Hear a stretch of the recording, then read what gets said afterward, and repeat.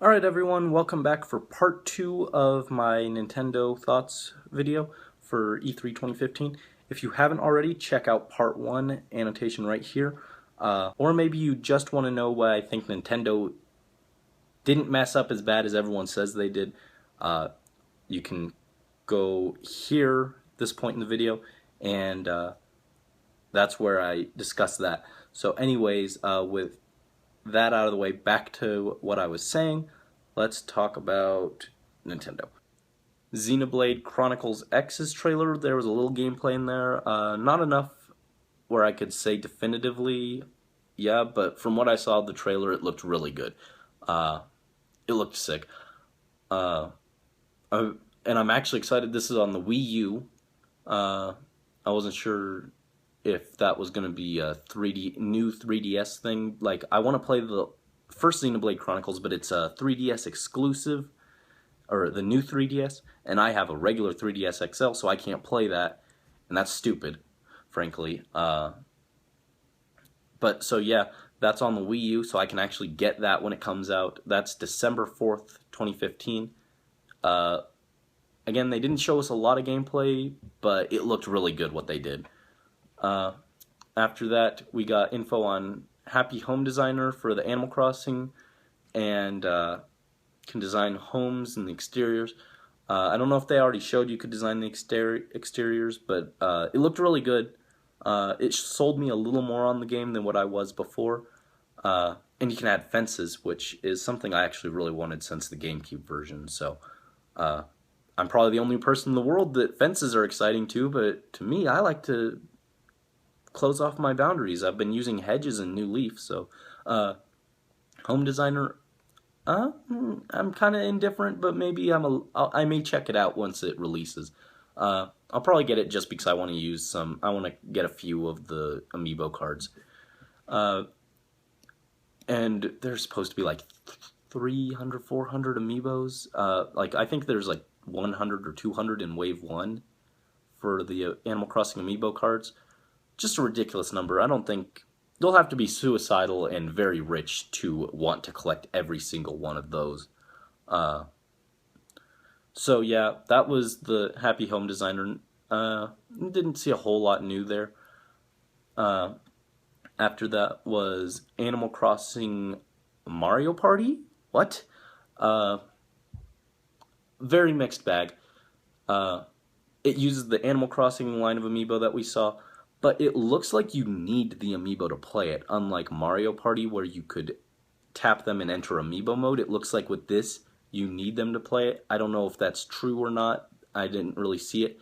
But, yeah, it uses the Animal Crossing line, and it appears more like the traditional Mario Party, where you go on the spaces, and then you either get an event where you get bells, or you get an event where you lose bells. Instead of just saying, like, lose 3 coins like Mario Party, it says when you step on the panel, it says, like, I went to the stylist today and I tried a new haircut, but it didn't go over well, so I ended up losing money. That's cool. I like that. It fits in with it fits in with Animal Crossing's laid-back style. I'm not sure about Animal Crossing, the most laid-back game on Nintendo, crossing with Mario Party, the most rage-inducing game on Nintendo, but it looks interesting. It doesn't look like they have any mini games though, so I don't know. The main reason Mario Party is fun is the mini games.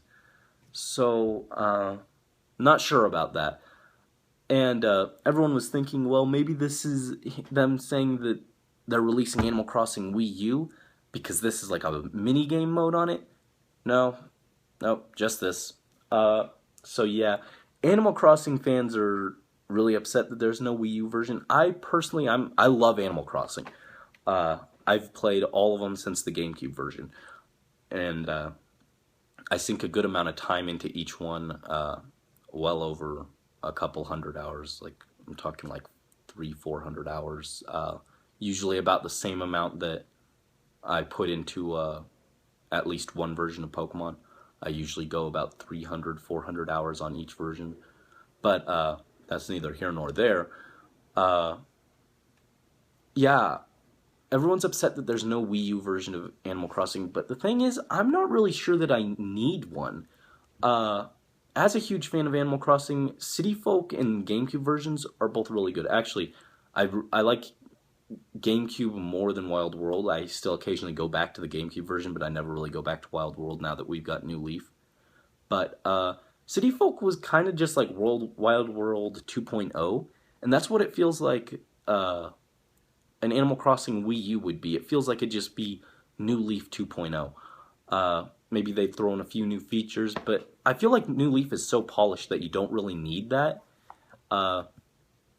So yeah, I think the more laid-back nature of Animal Crossing, where you can pick it up and log 20 minutes and put it down, or you can sit there and play 3 hours straight or whatever.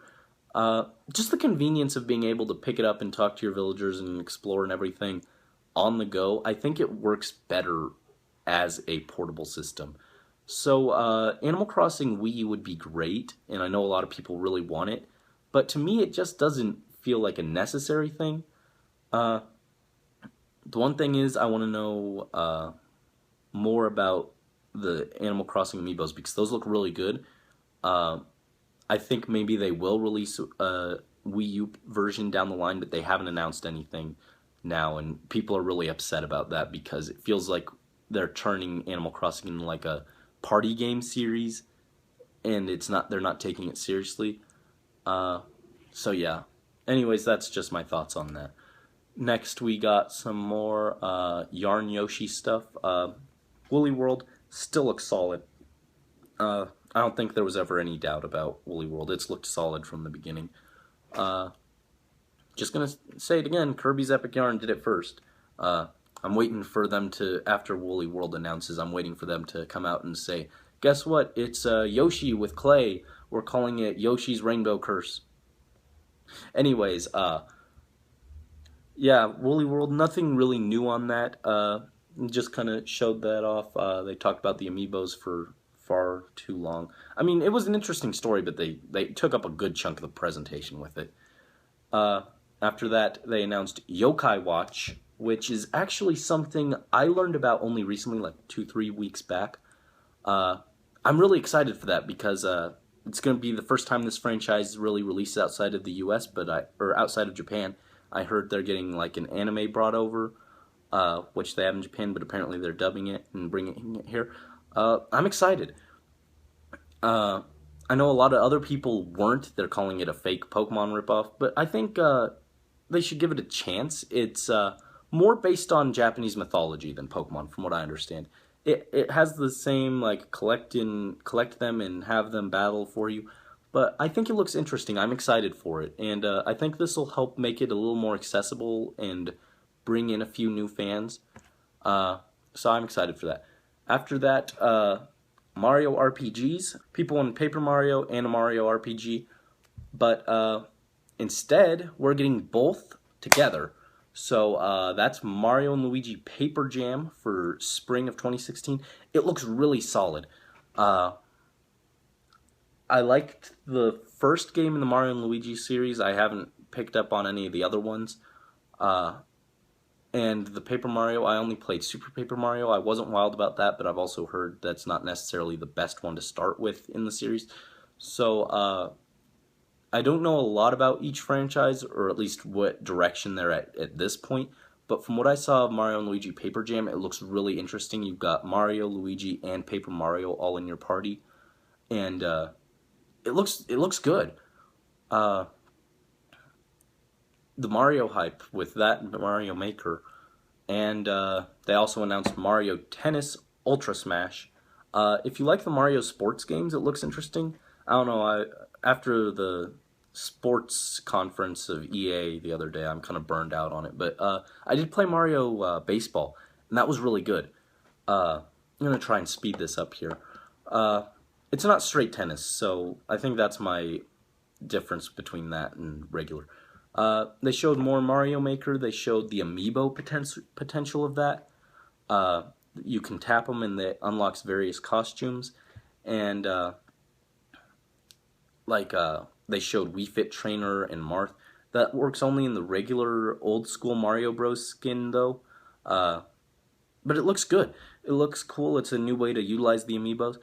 But you're only going to be able to play as Peach, Mario, and Zelda for the most part because no one else can get their hands on any other amiibos.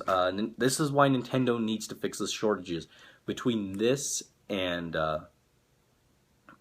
the Animal Crossing amiibos, where it looks like the game may require the amiibo just to play it, uh, it feels like they need to work on those shortages because they're integrating the games more and more in with the amiibo compatibility. And if you can't get your hands on any, then what are you going to do? The games are going to be like half games, and in the case of the Animal Crossing one, you may not even be able to do anything on it. I don't know. But yeah, they also showed the 8-bit Mario amiibo. Instead of turning him into Mario, it just gives a super mushroom that lets you just like bash through the level. I don't know if it makes you invincible, but it does at least let you break through blocks. That was kind of cool. I don't know that it's worth getting it just for that, for Mario Maker, unless it has more functionality with other games. I'm assuming the 8-bit Mario probably works like a regular Mario amiibo. But yeah, that's that, and that's for September 11th. I don't know, maybe you want to change that date, Nintendo? I don't know. Anyways, after that they showed Let'sSuperMario.com, where basically it's like a thing where we celebrate Mario. You can upload a video that's like 3 minutes long or less of Mario-related content. It's just a cool way to celebrate Mario, and they're going to do a donation to charity. I don't know which charity or whatever at this point. For every video people upload, it has to be Mario-related content. It has to be family-friendly. That should have been a given. But yeah, it's just really cool way to celebrate Mario and his impact on culture. But with that said, we didn't get any info on like the Pokemon Super Mystery Dungeon or anything. Which they did drop the trailer right after the stream was done on the Pokemon official channel. Why wasn't that trailer in the direct or whatever? I think people would have liked to have seen that. Maybe people don't necessarily follow the Pokemon channel on YouTube. So yeah, there's that. We didn't get any info on like any more DLC characters for Smash, which is understandable. They did add in 3 at once.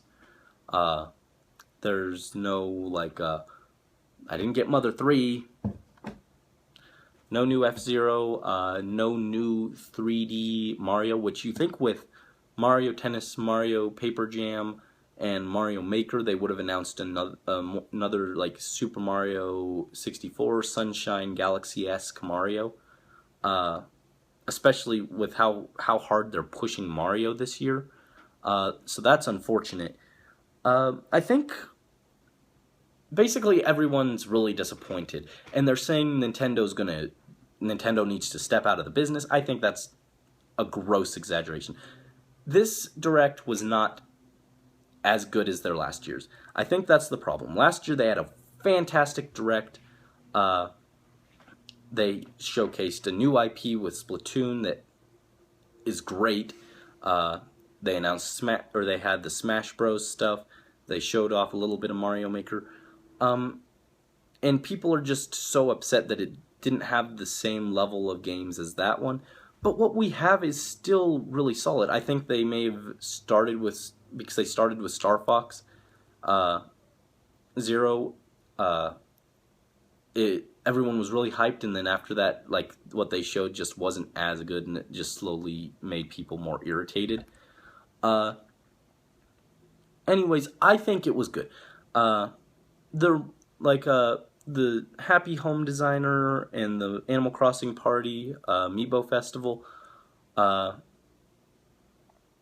that and the Shin Megami Tensei, those were, and even Mario Tennis, I think those were maybe low notes, but even then, those look good. They look fun. I'm not super hyped about them. I'm not going crazy for them, but they look fun. They look good quality games. We still got Star Fox Wii U. We have confirmed that there's still going to be more Smash DLC. And remember, we had the Nintendo World Championships. We had Amiibo-related news. We had Earthbound Beginnings. We had the Smash DLC. All that came out just a few days ago. I think maybe because that happened a few days ago, people just forgot because of the other presentations. But Nintendo had other stuff aside from this that they announced and did this year. And people are saying the Wii U has no games and that it's over. Just over the last year, we had Splatoon, we had Super Smash Bros., both versions. We got Bayonetta 2, so freaking good. We had Zelda Majora's Mask 3D. It was a really good year for Nintendo. And everyone's saying, oh, well, this year didn't cater exactly to what I want. I think that's stupid. Yeah, they didn't have any like huge big games. Like Star Fox Zero was probably their biggest game, and it didn't hit necessarily as big as like The Last Guardian for Sony or Fallout 4 for Bethesda. But I think that they had a pretty solid performance across the board, whereas with Sony and Bethesda, they had one or two, maybe three games that were really good, and then the rest just was meh. I feel like compared to that, Nintendo had a really good game, like maybe not as high as, like Fallout's here, Star Fox maybe down here, but then whereas every other game that Bethesda showed was like down here, all the other games Nintendo showed were like across the board here, maybe Federation Force down here. So I think they weren't as hype, but they were more consistent. Yeah, like I said, I took a day to lay out these thoughts, but that's my thoughts. Let me know your thoughts below, but I definitely don't think Nintendo's done yet. And they still have Zelda Wii U in the works. They said they may tell us some more stuff after E3 or something. So yeah, everyone calling for Nintendo's heads, I think you need to chill out. No one crucified Microsoft for their kind of lackluster performance compared to Sony or Bethesda. I don't think it's fair to hold Nintendo in this light and then every other company gets off like scot-free. No. Yeah, it was kind of disappointing. I wasn't as hyped for Nintendo this year, but they do have a lot of really interesting games, like in particular Fire Emblem Fates, Xenoblade, and Yokai Watch, which maybe I'm the only one excited for Yokai Watch, but maybe they should have had some Pokemon info in there. But I feel overall, yeah. In fact, all the people who are calling for Nintendo to shut down, saying that they need to leave the business, you're going to be real upset if they did that, and all of a sudden you realize, oh, hey, that means I don't get a new Zelda. That means I don't get the new Star Fox. I don't get new Pokemon games every year. So yeah, think about that. With that in mind, I'm Prince B, signing out.